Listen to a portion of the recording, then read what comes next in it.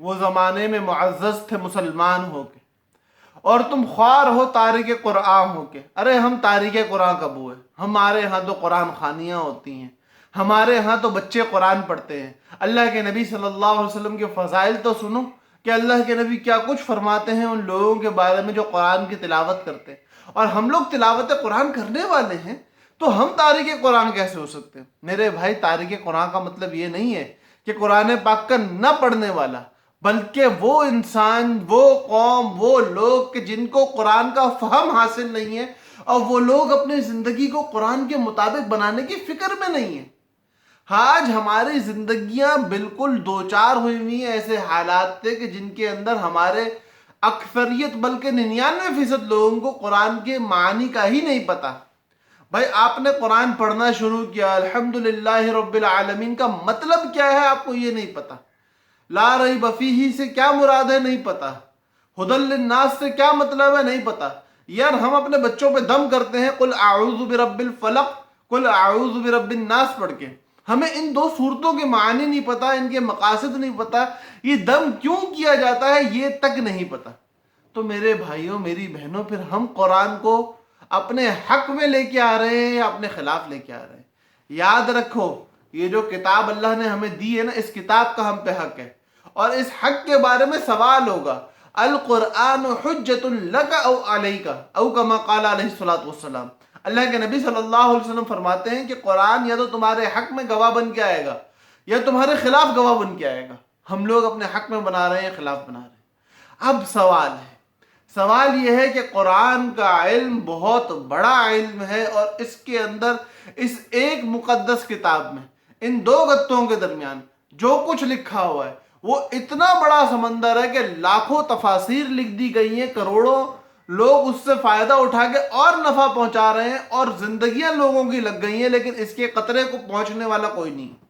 اس کا قطرہ بہت بڑا ہے، ساری دنیا کا علم چھوٹا ہے۔ یہ اللہ کی ذات سے نکلا ہوا کلام ہے، یہ من جانب اللہ اترا ہوا کلام ہے۔ اس کی ایک ایک آیت ہماری زندگیوں کو تبدیل کرنے پہ قادر ہے، اس کی ایک ایک آیت ہماری زندگیوں میں ایسے انقلاب برپا کرنے پہ قادر ہے کہ جو ہمیں زمانے میں معزز بنا سکے۔ وہ زمانے میں معزز تھے مسلمان ہو کر، وہ مسلمان ہم بن سکتے ہیں جو عزت والا ہو، لیکن آج ہم خوار کیوں ہیں؟ آج ہم خوار کیوں ہیں؟ آج ہم ذلیل کیوں ہیں؟ آج ہم رسوا کیوں ہیں؟ اور تم خوار ہو تارک قرآن ہو کر، ہم اس قرآن کو چھوڑنے کی وجہ سے ذلیل ہوئے۔ میرے بھائیوں، میری بہنوں، یہ ہاتھ جوڑے، خدا را اس کتاب کو سمجھو۔ اب ہم لوگ تو اتنے بڑے بڑے علوم تک پہنچ نہیں سکتے، ہماری تو وہ رسائی نہیں ہے۔ کون فصاحت سیکھے، بلاغت سیکھے، نحو سیکھے، صرف سیکھے، اس کے بعد عربی لغات کو حاصل کرے، پھر عربی فصاحت اور بلاغت کی بنیاد پر لا کے قرآن کے معانی کو اخذ کر کے اپنے دماغ میں بسائے۔ تو میرے بھائیو، اتنا کچھ آپ نے نہیں کرنا ہے۔ آپ نے کرنا یہ ہے کہ مقاصد قرآن کو سمجھ لو، مضامین قرآن کو سمجھ لو، اور اس کے بعد خلاصے حاصل کرو کہ دین کے علوم کے خلاصے کیا ہے، دین کا علم قرآن ہمیں کس طرح بلاتا ہے، قرآن کا انداز دعوت کیا ہے، قرآن کا انداز خطابت کیا ہے، قرآن کا انداز تجارت کیا ہے، قرآن کا انداز معیشت اور معاشرت کیا ہے، قرآن نے کتنی اہمیت کس چیز کو دی ہے۔ اب ہم خود دیکھیں کہ قرآن مقدس جب بات کرتا ہے تو بہت ساری چیزوں کے صرف اصول بتا کے بات کو چھوڑ دیتا ہے، باقی حدیث اس کی تشریح کرتی ہے، فقہا اس کی تشریح کرتے ہیں۔ لیکن جب ایک چیز آتی ہے جہاں حق تلفی زیادہ ہے، میراث کے معاملات میں، ہر دوسرے گھر میں، بلکہ ہر پہلے گھر کے اندر میراث کے اندر حق تلفی کی جا رہی ہوتی ہے، وہاں جن کی حق تلفی ہوتی ہے ان کے حصے کو قرآن کھول کھول کے بتاتا ہے۔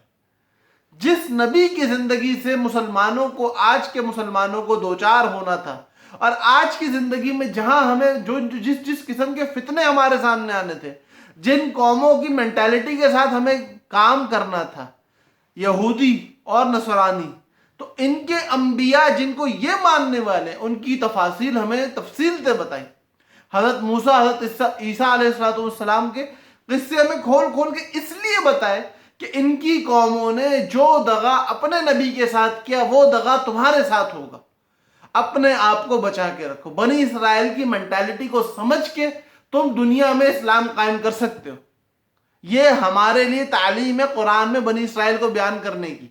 قرآن میں بنی اسرائیل قصے کہانی کے طور پہ نہیں ہے، بلکہ مسلمان کی زندگی میں کس کس قسم کے حالات آنے والے ہیں وہ سب بتایا گیا ہے، لیکن ہمیں سمجھ نہیں ہے۔ میں آج اس ویڈیو کے تھرو، آج اس پیغام کے تھرو آپ لوگوں کا تعارف ایک ایسی شخصیت سے کروانے لگا ہوں کہ جس نے قرآن پہ عوام کی نیت سے کام کیا اور عوام الناس کو بے پناہ فائدہ پہنچایا ہے، اور اب وہ فائدے کی چیز مارکیٹ میں موجود ہے لیکن لوگوں کی اس تک رسائی نہیں ہو پا رہی ہے۔ تو آپ لوگوں سے گزارش ہے، خدا نہ جا کے اس کو دیکھو۔ نیچے ڈسکرپشن میں یوٹیوب کے ایک چینل کا لنک موجود ہے، مولانا فاروق حسنزئی صاحب، مفتی فاروق حسنزئی صاحب کے نام سے غالباً فیس بک کا پیج ہے، اور فاروق حسنزئی کے نام سے یوٹیوب کا چینل ہے۔